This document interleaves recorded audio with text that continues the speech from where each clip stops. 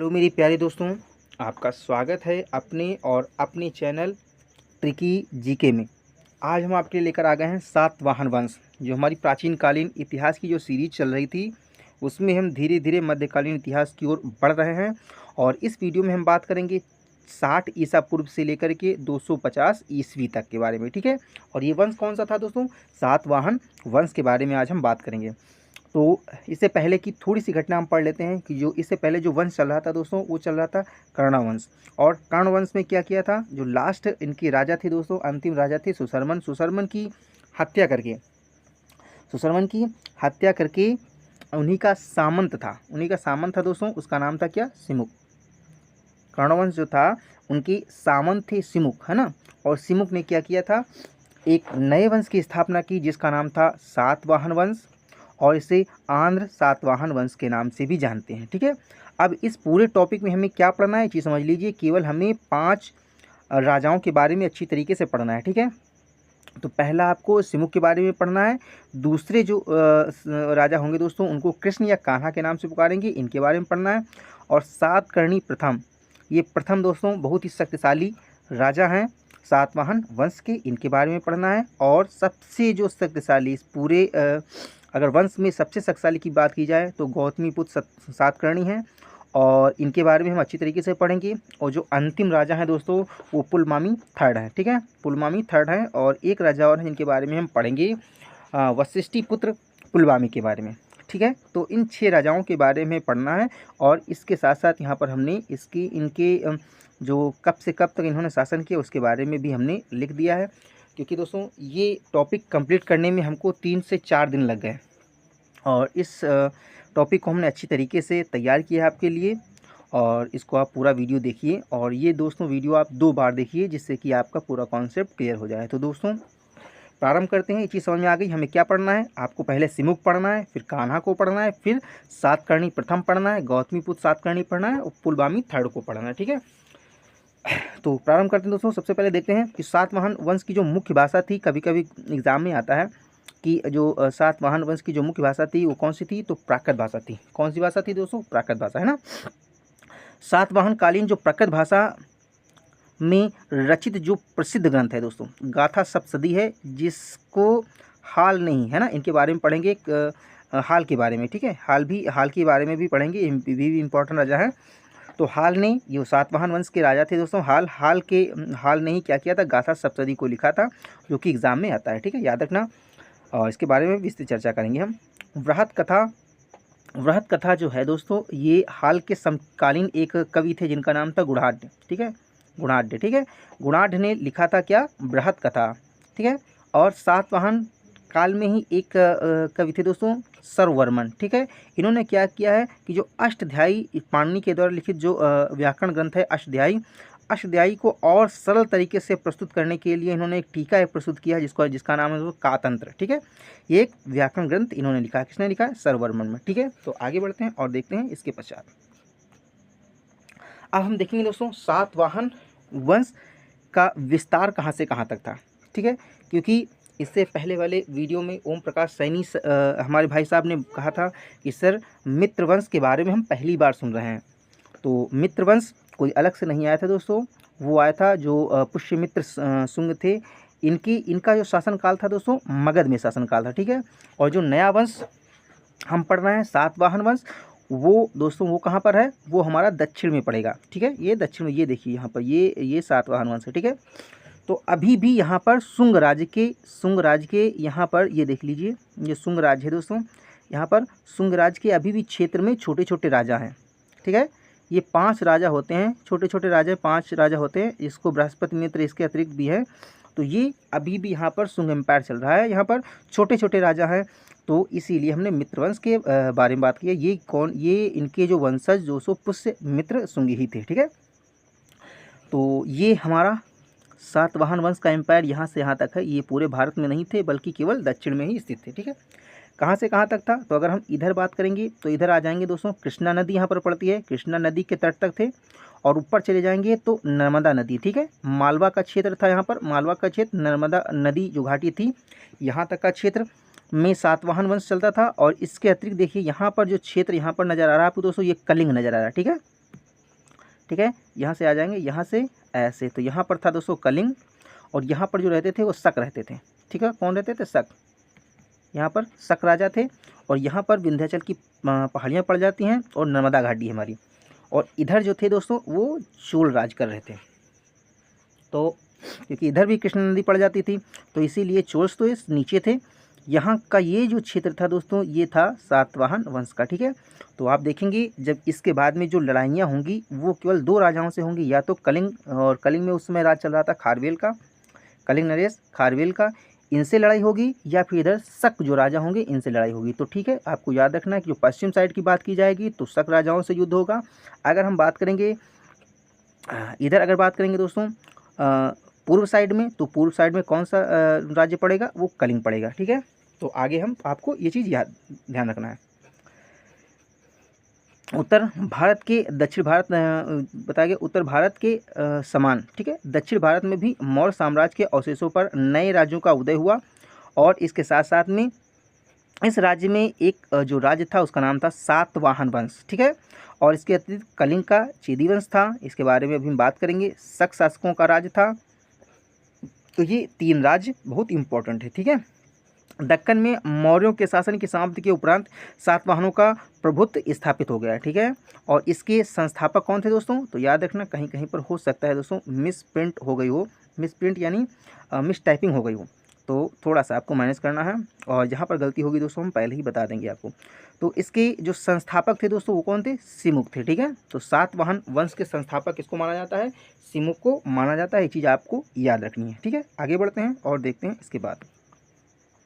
अब यहाँ पर देखेंगे जो पहला राजा था सिमुक।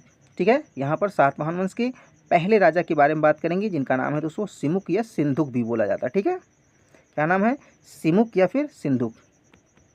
ठीक है, तो इनके बारे में हम पढ़ेंगे। और जो ठीक है, और इस पूरे वंश का जो शासनकाल रहेगा वो 60 ईसा पूर्व से लेकर के 225 ईसा पूर्व तक रहेगा। ठीक है, तो यहाँ पर देखेंगे पुराणों में सातवाहन को आंध्र कहकर बुलाया गया है। ठीक है, एक चीज़ क्लियर हुई, क्योंकि ये एग्जाम में काफ़ी बार आता है। आपको याद रखना है कि पुराणों में सातवाहन वंश को किस नाम से पुकारा जाता है, तो पुराणों में इसे आंध्र कहकर पुकारा गया है। ठीक है, और अगर यहाँ पर बात करेंगे दोस्तों, यहाँ पर अभिलेख हैं, अभिलेखों में इसे क्या कहा गया? अभिलेख में इस वंश को सातवाहन कहा गया है। ठीक है, दो चीज़ें क्लियर हुई, यानी आंध्र कहा गया किसमें? पुराणों में। तो काफ़ी बार क्वेश्चन आता है कि सातवाहन वंश को पुराणों में क्या कहा गया है, तो आंध्र कहा गया है। अगर पूछा जाएगा कि अभिलेखों में सातवाहन वंश को या आंध्र को क्या पुकारा गया है, तो वो कहा गया सातवाहन। दोनों चीज़ें आपको याद रखना है, और इसीलिए जब इसको हम पढ़ते हैं तो पढ़ने के पश्चात हम दोनों नाम को एक साथ में पुकारते हैं, यानी आंध्र सातवाहन के नाम से इसको पुकारते हैं। ठीक है, तो जब हम सातवाहन या आंध्र सातवाहन कहेंगे तो आपको दोस्तों ध्यान रखना है चीज़। सातवाहन वंश के संस्थापक की बात की जाए तो ये थे सिमुक, जिन्होंने 60 ईसा पूर्व, ठीक है, कब? 60 ईसा पूर्व इसकी स्थापना की है। ठीक है, आंध्र के क्षेत्र की बात की जाए तो गोदावरी और कृष्णा नदियों की घाटी में यह स्थित था, और यह प्रारंभिक जीवन में, सबसे प्रारंभिक जीवन में अगर सिमुक की बात करेंगे, जब सिमुक राजा बना उसके प्रारंभिक जीवन में, क्योंकि इससे पहले जो राजा थे दोस्तों वो थे शुंग वंश के, और शुंग वंश के राजा भी क्या करते थे? धर्मपरायण थे, है ना।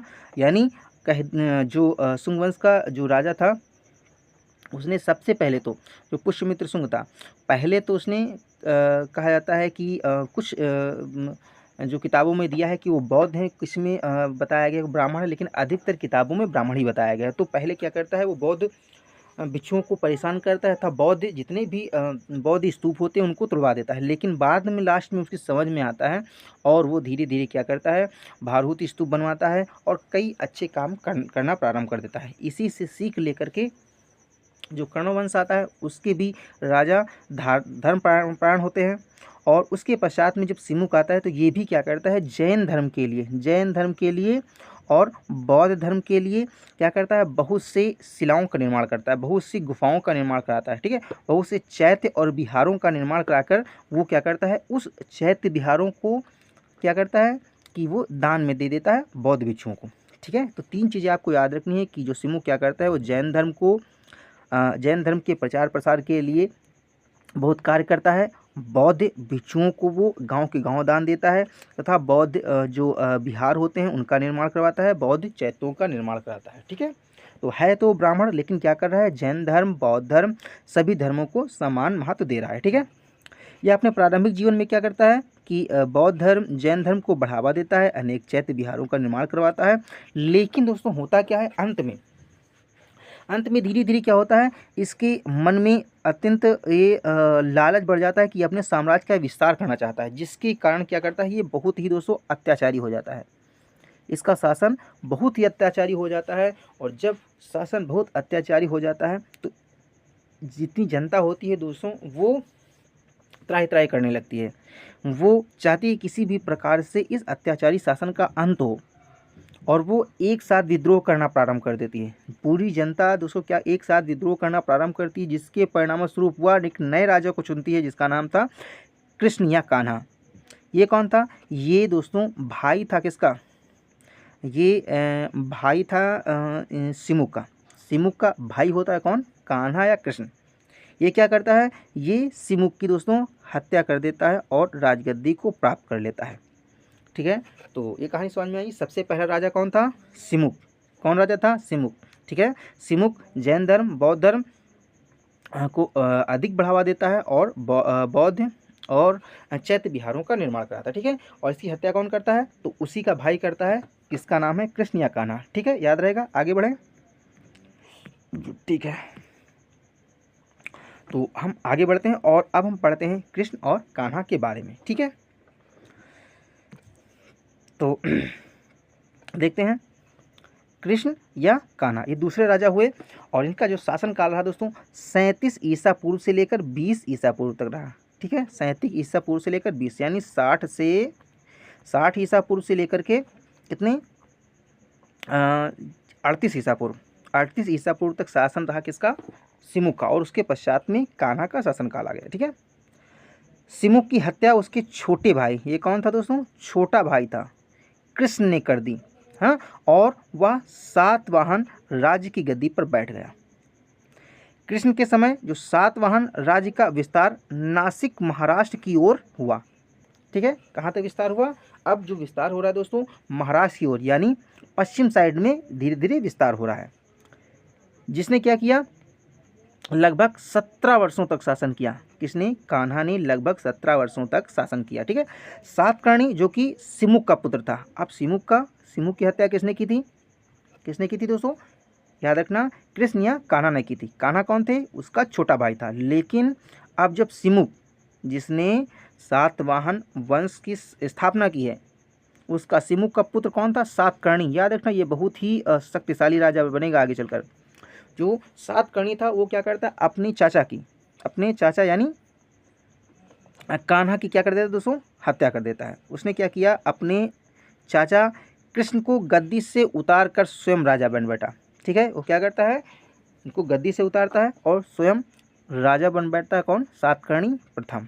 ठीक है, क्योंकि जब इसके चाचा कान्हा सिमुक की हत्या करते हैं तो उस समय ये अल्पवयस्क होता है, जिसके कारण जैसे ही ये वयस्क होता है वो सबसे पहले यही काम करता है कि वो सातवाहन की गद्दी प्राप्त करता है। ठीक है, तो आगे बढ़ते हैं। अब हम पढ़ेंगे सातकर्णी के बारे में। देखो सबसे पहले किसमें, सिमुक के बारे में आपको क्रम याद रखना है, फिर कान्हा के बारे में पढ़ेंगे, अब पढ़ेंगे सातकर्णी प्रथम के बारे में। ठीक है, तो आगे बढ़ते हैं और देखते हैं सातकर्णी प्रथम के बारे में।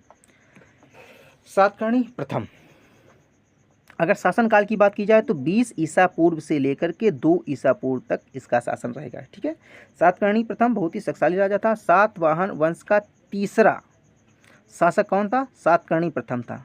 ठीक है, और उसने क्या किया, सातकर्णी की उपाधि धारण की। एक उपाधि आ गई दोस्तों, कौन सी, सातकर्णी की। ठीक है, सातकर्णी की एक उपाधि आ गई। वह क्या था, वह सिमुक का पुत्र था, और वास्तविक देखा जाए तो वास्तविक सातवाहन वंश के सत्ता का दोस्तों संस्थापक था। वास्तविक जो सातवाहन सत्ता थी उसका वास्तविक संस्थापक किसे माना जाता है, तो सातकर्णी प्रथम को माना जाता है। ये चीज़ आपको याद रखनी है। ठीक है, उसने क्या किया, गोदावरी नदी के उत्तरी तट पर स्थित प्रतिष्ठान, यानी आधुनिक जो नाम जो पठान है दोस्तों, पैठान जिसे बोलेंगे। ठीक है, पैठान जो कि औरंगाबाद जिले में पड़ता है, महाराष्ट्र में पड़ता है, और इसे अपनी क्या किया, राजधानी बनाया। ठीक है, प्रतिष्ठान को अपनी राजधानी बनाया। किसने राजधानी बनाई, सातकर्णी प्रथम ने। उसने अपनी शक्ति के लिए क्या किया, अपनी शक्ति का को बढ़ाने के लिए अमी कुल के एक महारथी की पुत्री नायनिका, नायनिका बोलोगे या फिर नागनिका, ठीक है, नायनिका, नैनिका में सुंदर नयन वाली, या फिर नागनिका से विवाह किया, ठीक है, दो चीज़ें आपको याद रखनी, दोनों नाम। अब ये क्या करती हैं, नायनिका ने क्या किया है, नानाघाट अभिलेख, काफ़ी बार आप सुने होंगे दोस्तों, नानाघाट अभिलेख के बारे में आपने सुना होगा। ये रानी नागनिका के द्वारा बनाया हुआ अभिलेख है और ये इसे बोलते हैं नानाघाट अभिलेख, ठीक है।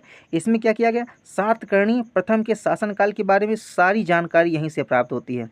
तो ये चीज़ आपको याद रखना कि अगर क्वेश्चन आएगा सातवाहन काल की जानकारी कहाँ से प्राप्त होती है, तो नानाघाट अभिलेख से प्राप्त होती है, ठीक है। ये किसने बनवाया, तो रानी नागनिका ने बनवाया था, ठीक है। नानाघाट अभिलेख कहाँ पर है दोस्तों, ये भी क्वेश्चन आता है, तो आपको याद ना, पुणे जिला पड़ता है दोस्तों, कहाँ पर, महाराष्ट्र में, ठीक है। इनके अनुसार जो कहा गया, सतकर्णी ने पश्चिमी जो मालवा क्षेत्र है दोस्तों, जो नर्मदा घाटी है और पश्चिमी मालवा क्षेत्र है ना, पश्चिमी यानी ये मान लीजिए जो महाराष्ट्र है, महाराष्ट्र का जो पश्चिमी क्षेत्र है, पश्चिमी मालवा तथा विदर्भ है ना, विदर्भ आ जाइए इधर, विदर्भ आप आ जाएंगे पूरब साइड में, विदर्भ पर अपना अधिकार जमा लिया। तो इसने अपने ही क्षेत्र का विस्तार किया, किसने, सातकर्णी प्रथम ने। ये पश्चिमी मालवा तथा विदर्भ पर इसने क्या किया, अपना अधिकार जमा लिया, ठीक है। और याद रखना जो इसकी जो पत्नी है उनका नाम है नागनिका, ठीक है, सातकर्णी प्रथम। आगे बढ़ते हैं और देखते हैं, और इसके बारे में जो इम्पोर्टेंट फैक्ट्स हैं उनको हम देख लेते हैं। तो सातकर्णी प्रथम ने क्या किया, बताया जाता है कि सबसे पहले, यानी ये इतना शक्तिशाली राजा था कि इसने 2 अश्वमेध यज्ञ करवाए, ठीक है, 2 अश्वमेध यज्ञ करवाए। इससे पहले पुष्यमित्र शुंग ने भी 2 अश्वमेध यज्ञ करवाया था ना, लेकिन यहाँ पर क्या है, 2 अश्वमेध यज्ञ कराया और 1 राजसूय यज्ञ करवाया। तो अश्वमेध यज्ञ उस समय दोस्तों कराया जाता है जब कोई भी राजा अपने आप को सर्वशक्तिशाली घोषित करता है कि उससे लड़ने वाला, उसके समय में उसके आसपास लड़ने वाला, उससे संघर्ष करने वाला कोई ना हो। तो 2 अश्वमेध यज्ञ कराता है कौन, सातकर्णी प्रथम। तो इससे पता चलता है कि सातकर्णी जो प्रथम था वो अत्यंत बलशाली राजा था, है ना, और इसके साथ साथ में राजसूय यज्ञ भी करवाता है सातकर्णी प्रथम, है ना। ये चीज़ कहाँ से हमें प्राप्त होती, कैसे पता चलता है, तो हमने बताया जो नागनिका होती है, इन्हीं की पत्नी है ना, इन्होंने एक अभिलेख बनवाया था। कब बनवाया था, इनके मरने के पश्चात, है ना। उसमें इस चीज़ का वर्णन मिलता है। पश्चिमी उन्होंने बताया कि जो पश्चिमी मालवा है, जो अनूप प्रदेश है, अनूप प्रदेश क्या है दोस्तों, मध्य प्रदेश जो नर्मदा घाटी का जो क्षेत्र है वहाँ को अनूप प्रदेश बोला गया। और विदर्भ यानी बराड़ तक का क्षेत्र क्या है, ये सातवाहन वंशों के कब्जे में आ गया था। तो यहाँ से अगर हम मैप बनाएंगे दोस्तों, देख लेंगे, यहाँ से अगर मैप बनाएंगे तो यहाँ पर देखेंगे ये हमारा कलिंग पड़ेगा, कलिंग, यहाँ पर शकों का शासन है इधर, और इधर यहाँ पर क्या पड़ेगा, नर्मदा घाटी पड़ेगी, यहाँ तक का नर्मदा घाटी, और यहाँ पर इधर चले आइए कृष्णा नदी के पास, यहाँ तक का जो शासन है दोस्तों वो शासन था किसका, सातवाहनों का, ठीक है। नागनिका या नानाघाट अभिलेख, है ना, नागनिका का अभिलेख, या फिर बोलेंगे नानाघाट अभिलेख। इसमें क्या बताया गया, इसमें बताया गया दोस्तों कि ब्राह्मणों एवं बौद्धों को क्या किया, भूमि दान देने की प्रथा यहाँ से प्रारंभ की गई, ठीक है। क्योंकि यहाँ पर दोस्तों अभिलेख के माध्यम से बताया जा रहा है, अभिलेख के माध्यम से बताया जा रहा है कि ब्राह्मणों को एवं बौद्ध भिक्षुओं को भूमि दान दी गई। इससे पहले क्या दान दिया जाता है दोस्तों, पहले भी भूमि दान दिया जाता था, लेकिन यहाँ भूमि दान के अलावा गांव को भी दान कर दिया गया, यानी पूरे गांव को दान कर दिया गया, ठीक है। तो ये चीज़ याद रखना है आपको, ठीक है। नानाघाट अभिलेख में सातकर्णी प्रथम को क्या कहा गया है, ये चीज़ याद रखना, ये काफ़ी बार क्वेश्चन आ जाए। तो दक्षिणाधिपति कहा गया क्योंकि ये दक्षिण के क्षेत्र पर इनका पूर्ण प्रभुत्व स्थापित था। दक्षिण पथ का स्वामी बोला गया है, दक्षिणा पथ, ठीक है, दक्षिणा पथपति और दक्षिणा पथ यानी दक्षिण का स्वामी भी इसे कहा गया है, ठीक है। इसके अतिरिक्त क्या बोला गया, अप्रतिहत चक्र, ये भी एक उपाधि मिली हुई है। अप्रतिहत चक्र किसको मिली हुई है, सातकर्णी प्रथम को, याद रखना है, क्वेश्चन आता है। तो दक्षिणाधिपति सातकर्णी प्रथम को बोला गया है, दक्षिणापति भी बोला गया है और अप्रतिहत चक्र भी बोला गया है। इसका मतलब होता है निर्बाध गति से चलने वाला, यानी शक्ति चक्र का धारक, निर्बाध गति से चलने वाला शक्ति चक्र का धारक, ठीक है। सिमुक वंश का धन, एक और उपाधि है दोस्तों, कौन सी है? सिमुक वंश का धन। ये 3 उपाधियां हैं, किसकी हैं दोस्तों? ये हैं सातकर्णी प्रथम। ये आपको याद रखनी, क्योंकि इसके पश्चात में अभी गौतमी पुत्र जब सातकर्णी आएगा तो उसकी बहुत सी उपाधियां हैं। तो आपको ये चीज़ याद रखनी है कि दक्षिणाधिपति किसे कहा गया है, अप्रतिहत चक्र किसे कहा गया है, ठीक है, और सिमुक वंश का धन किसे कहा गया? ये कहा गया सातकर्णी प्रथम को। आगे बढ़ें दोस्तों, तो सातकर्णी प्रथम के दोस्तों 2 पुत्र थे, आपको याद रखना 2 पुत्र कौन हैं दोस्तों? एक है सत्यश्री और दूसरे हैं वेदश्री। एक का नाम क्या है? सत्यश्री और वेदश्री। अब क्या होता है कि जो सातकर्णी प्रथम है, इनकी मृत्यु हो जाती है। मृत्यु होने के पश्चात में इनके ये जो 2 बालक होते हैं, जो पुत्र होते हैं सत्यश्री और वेदश्री, ये दोनों क्या होते हैं? अल्पवयस्क होते हैं। अब जब अल्पवयस्क होते हैं, ऐसी स्थिति में इन्हें राजा तो बना ही नहीं जा सकता है, तो क्या करती है, जो इनकी पत्नी होती है, किसी सातकर्णी प्रथम की जो पत्नी होती है नागनिका, ये क्या कर देती है? ये प्रशासन अपने हाथ में लेती है और शासन का संचालन करना प्रारंभ कर देती है। कौन? नागनिका, ठीक है। यही क्या करती है, ये शासन कार्य संभाल लेती है और सातकर्णी की क्षेत्र को ये क्या करती है, अब जितना जीता हुआ क्षेत्र है उसको बरकरार भी रखती है, यानी एक अच्छी तरीके से शासन करती है। महिला होते हुए भी, स्त्री होते हुए भी अच्छी तरीके से ये शासन चलाती है, ठीक है। और आगे देखते हैं, अब हम बात करेंगे हाल के बारे में, ठीक है। तो आपको पहले पता चल गया सिमुक के बारे में, फिर उसके पश्चात में आपको पता चला कान के बारे में, कृष्ण या कान्हा के बारे में, फिर सातकर्णी प्रथम जो कि अत्यंत बलशाली राजा था, ठीक है। अब हम बात करेंगे हाल के बारे में, ठीक है। ये कैसा, ये एक साहित्य प्रेमी राजा था, पढ़ेंगे थोड़ा सा इनके बारे में। तो हाल की जो शासनकाल था वो दोस्तों, वो 20 ईस्वी से लेकर के, अब ईस्वी में हम लोग आ गए हैं, 20 ईस्वी से लेकर के 24 ईस्वी तक, ठीक है। 20 ईस्वी से लेकर 24 ईस्वी तक 4 वर्षों का शासनकाल रहा, किसका? वो हाल का रहा, ठीक है। अब यहाँ पर क्या हुआ दोस्तों, यहाँ पर क्वेश्चन अधिकतर आते हैं क्योंकि ये एक साहित्य प्रेमी था। हाल सातवाहन वंश का कौन सा राजा था? 17वां राजा था, ठीक है। क्योंकि सभी राजाओं को हमको नहीं पढ़ना है, क्योंकि जो एग्ज़ाम में आता है, जैसे अगर कह दिया जाए कि अभी मगध में कौन सा वंश चल रहा है, तो जिसके बारे में इतिहास में कहीं से कोई लिखित साक्ष्य या साहित्यिक साक्ष्य प्राप्त होता है, वही इतिहास में शामिल किया जाता है। हाँ, ऐसे तो पूरे भारत में काफ़ी राजा राज कर रहे होंगे, लेकिन उनका कोई साहित्यिक साक्ष्य भी नहीं है, ना ही लिखित साक्ष्य है, ना कोई पुरातात्विक साक्ष्य है ना।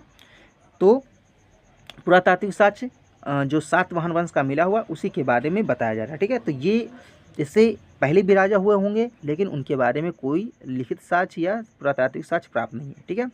तो हाल के बारे में, ये कौन सा राजा था? 17वां राजा था। यह एक विद्वान था और कवि के रूप में प्रसिद्ध हुआ, यह एक कवि था ना।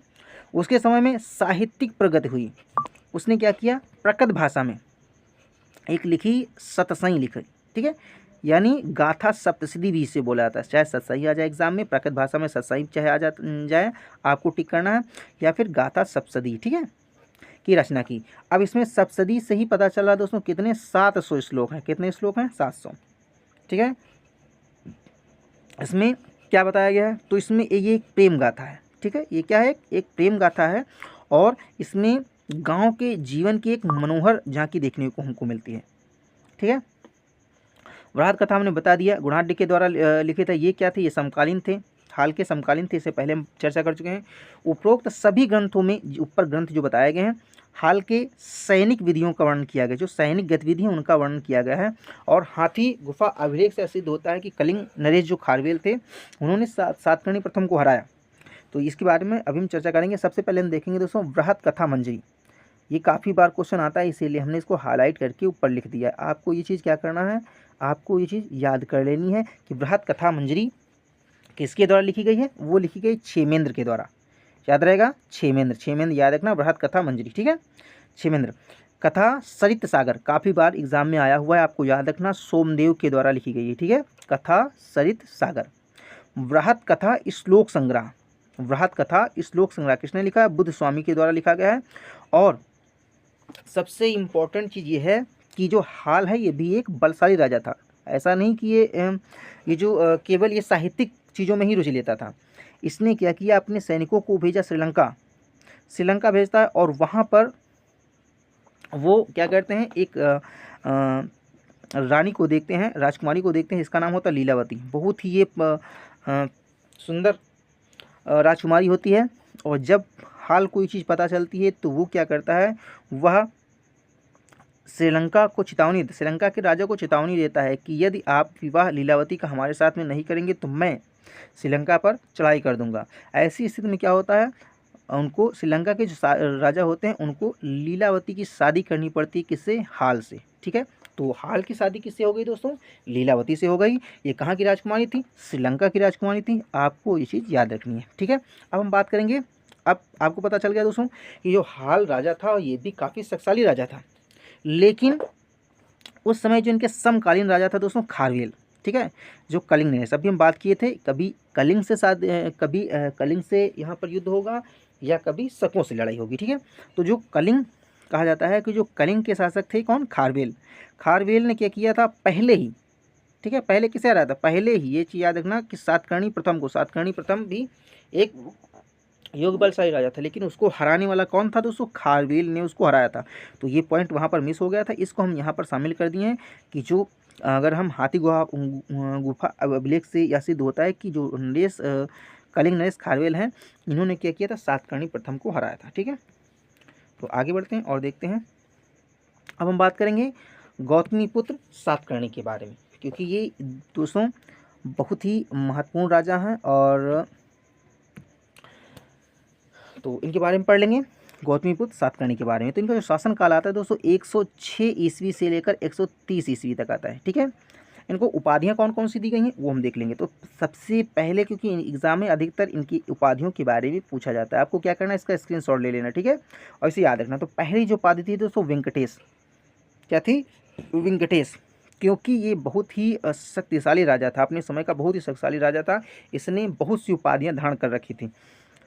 तीय समुद्र में यानी त्रिसमुद्र, यानी तीनों जो समुद्र थे, है ना, इधर बंगाल की खाड़ी, अरब सागर, है ना, हिंद महासागर, सभी जो तीय समुद्र यानी तीनों समुद्रों पर राज करने वाला वो कौन था, गौतमीपुत्र सातकर्णी था। ठीक है, तोय पितावाहन, है ना, ये इनकी उपाधि थी। राजा गज की उपाधि धारण कर ली थी। ठीक है, विंध्य नरेश की उपाधि इनके पास में थी।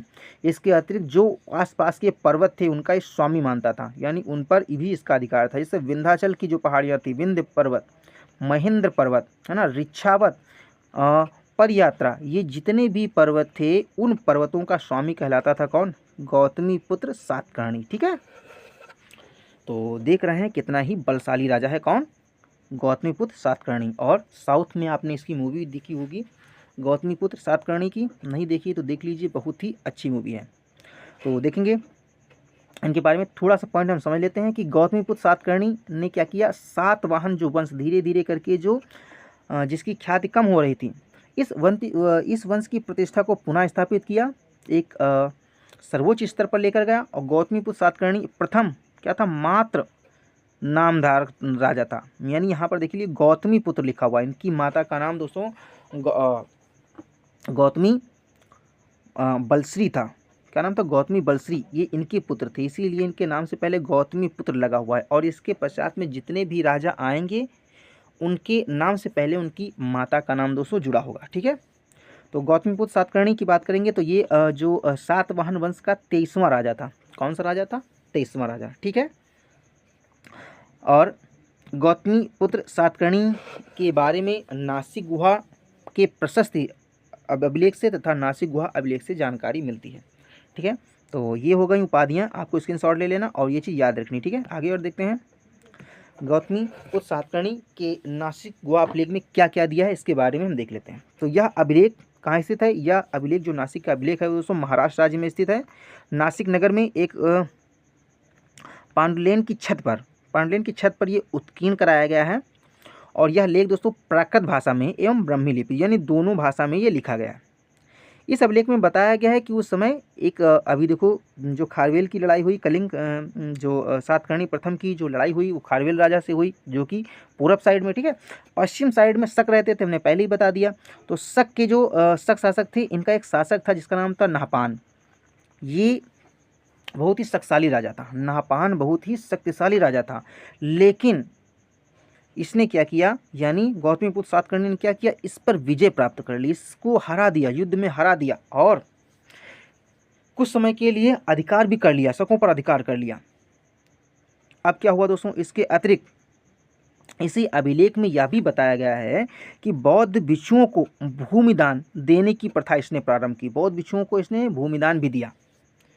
इस आक्रमण में क्या हुआ, जो नहपान थे उनके दामाद थे, इनका नाम था उसाबदत्त। उसाबदत्त इनके जो दामाद थे उनको भी हराया और उसकी हत्या कर दी, यानी दोनों की हत्या कर दी उसने। तो ये बहुत इंपॉर्टेंट और बहुत ही शक्तिशाली राजा थे। कौन? गौतमीपुत्र सातकर्णी, है ना। तो ये चीज़ याद रखना, शकों का दमन किसने किया? वो दमन किया गौतमीपुत्र सातकर्णी ने, ठीक है। बौद्ध भिक्षुओं को इसके अतिरिक्त जो एग्जाम में अधिकतर क्वेश्चन आता है, देखिए जितने भी इंपॉर्टेंट फैक्ट्स हैं जो कि एग्जाम में आपके आते हैं, उन क्वेश्चनों को यहाँ पर हमने समावेश किया है। हो सकता है वीडियो थोड़ा सा लंबा हो जाए, लेकिन कुछ दोस्तों पाने के लिए कुछ तो खोना पड़ता है, तो थोड़ा सा समय लगेगा, लेकिन एक ही वीडियो में पूरा आपका ये कंप्लीट हो जाएगा, ठीक है।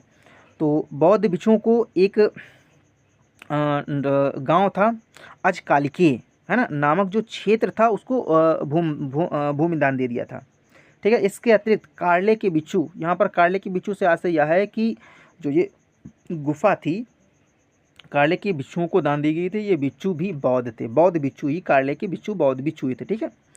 इस संघ को दान दे दिया गया था। एक गांव का नाम था दोस्तों करजक। करजक नामक पूरा गांव क्या कर दिया गया, दान दे दिया गया था, क्योंकि यहाँ से अत्यधिक राजस्व आता था, इसीलिए यह गांव क्या कर दिया गया था, कार्ले के बिच्छुओं को दे दिया गया था। कार्ले कौन थे? ये भी बौद्ध बिच्छू ही थे, ठीक है। अगर हम बात करेंगे जोगलथम्बी, ठीक है, जोगलथम्बी एक स्थान है, वहाँ से लगभग 13,250 मुद्राएं प्राप्त हुई हैं। 13,250 मुद्राएं प्राप्त हुई हैं, और ये मुद्राएं शकों की थी। किसकी थी? शक शासकों की थी। जब इसने आक्रमण किया तो वहाँ से ये धन लूट कर लेकर आया। कितनी मुद्राएं थी? तो 13,250 मुद्राएं थी। इसमें क्या किया, जितनी यानी आधे से अधिक यानी 2/3 सिक्कों पर क्या कर दिया, अपना नाम फिर से गुदवा दिया। यानी वहाँ पर शक शासकों का उसमें नाम था, लेकिन उसको हटवा कर क्या किया, फिर से अपना नाम गुदवा दिया। किसने? गौतमीपुत्र सातकर्णी ने, ठीक है। इतना बलशाली शक्तिशाली राजा था। तो याद रखना कौन है? गौतमीपुत्र सातकर्णी। गौतमी बलश्री, है ना, ये क्या है? इनकी माताजी हैं। नासिक गुहा प्रशस्ति लेख तथा सातकर्णी के विजय एवं धार्मिक कार्यों का वर्णन किया है किसमें? एक गुहा लेख हमने बताया कि नासिक गुहा प्रशस्त लेख, एक है प्रशस्ति लेख और एक है गुहा लेख, ठीक है। तो इनमें ये नासिक में पढ़ते हैं, एक प्रशस्त लेख है, एक गुहा लेख है, ठीक है। इसमें क्या किया गया? सातकर्णी के विजयों एवं धार्मिक कार्यों का वर्णन किया गया है, ठीक है।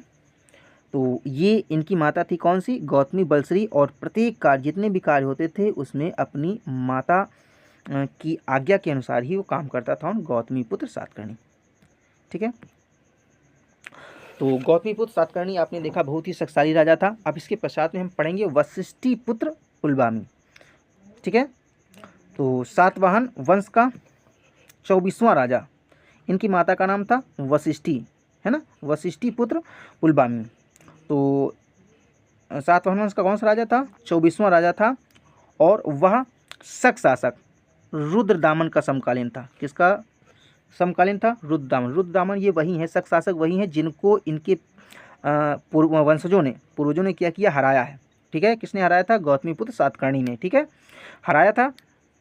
और उसका अब राजा कौन सा आएगा? रुद्रदामन। ये बहुत ही शक्तिशाली है, ये बहुत ही जो शासक है वो बहुत ही शक्तिशाली है, और ये एक अवसर ही ढूंढ रहा था किस प्रकार से हम क्या करें कि जो सातवाहन वंश है उसका अंत करें। इसने किया भी। शक शासक ने क्या किया? कहा जाता है कि रुद्रदामन ने वशिष्ठीपुत्र को 2 बार युद्धों में हराया, 2 बार युद्धों में हराया। लेकिन कन्हेरी अभिलेख से यह भी पता चलता है, यह ज्ञात होता है कि वशिष्ठीपुत्र जो थे, उन्होंने क्या किया? रुद्रदामन की पुत्री से विवाह कर लिया। रुद्रदामन की पुत्री से विवाह कर लिया किसने? वशिष्ठीपुत्र पुलमावी ने।